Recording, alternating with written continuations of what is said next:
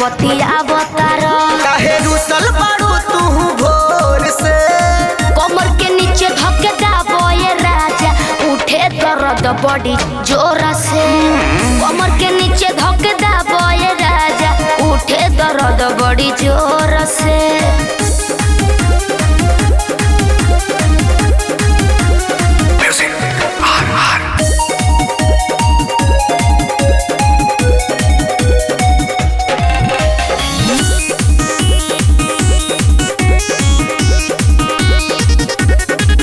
जन करो ये राजा तू अब बोल जोरी, मोर चढ़ल जवानी बाबे मोए कोरी।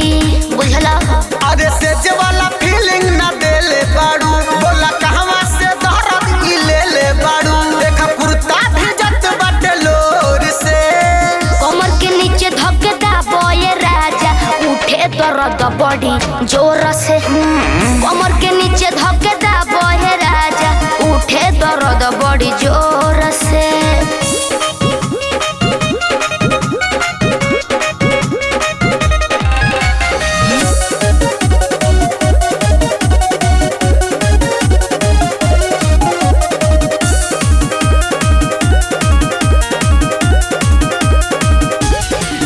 कुछ बुझ मरद हो तनी हमरो दर्द हो, खाली लांघे चाहे लहो तू ई सरहद हो। काहे संदीप के शिल्पी करेलू गजन, हर बात में बोले लूडी के रतन। सुना हमरो के दातू थोड़ से। कमर के नीचे धके दाबोए राजा, उठे दर्द बड़ी जोर से। कमर के नीचे धके दाबोए राजा, उठे दर्द बड़ी जोर से।